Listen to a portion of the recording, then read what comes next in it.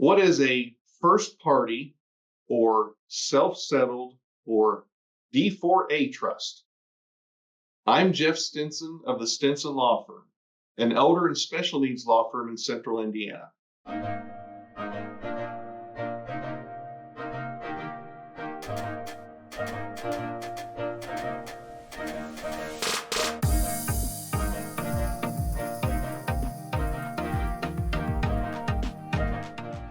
Well, what is a first party, otherwise known as a self-settled, or maybe also you hear called a D4A trust? Well, this is what's called a special needs trust. It's a trust, a container that's used to protect assets of a disabled beneficiary to allow that beneficiary to continue to be eligible for public benefits. You see, back in 1993, Congress decided we're going to allow this special windfall for disabled individuals to protect their own assets. Because typically, if someone has assets in excess of $2,000 for Medicaid, for example, they don't qualify for that benefit.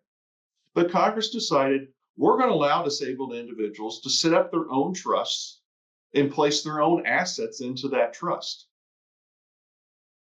And if they do that, they can have the benefit of the assets in the trust and also qualify for the public benefits.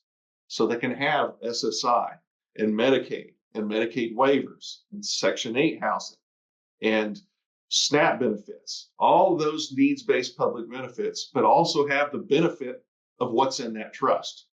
Now, often the funding of these trusts come up when a disabled individual receives a windfall, like a settlement from a lawsuit or an inheritance, sometimes through a divorce. Now, there are rules with these self-settled or D4A. That's from the statute. When we hear D4A, it's because it comes from 42 USC 1396P D4A. That's the statute that allows these.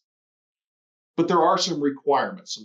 I call them trade-offs, because Congress says you can have these trusts, you can set aside these funds, but you have to follow our requirements. One requirement is the trust has to be created by that person, a parent, grandparent, guardian, or court. The trust has to be for the sole benefit of the Medicaid recipient. No one else can benefit from it. The person has to be disabled, and they have to be under the age of 65. Can be used for someone who's 70. And finally, the trust must contain a payback clause. So in other words, what Congress has said, we'll allow the disabled individual to benefit from this money during their lifetime, but we're not going to allow them to preserve us as an inheritance for anyone else.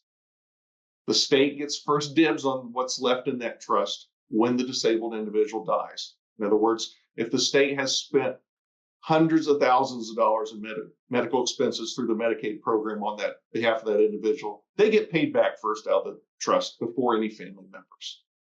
That's a self-settled or first party or D4A special needs trust.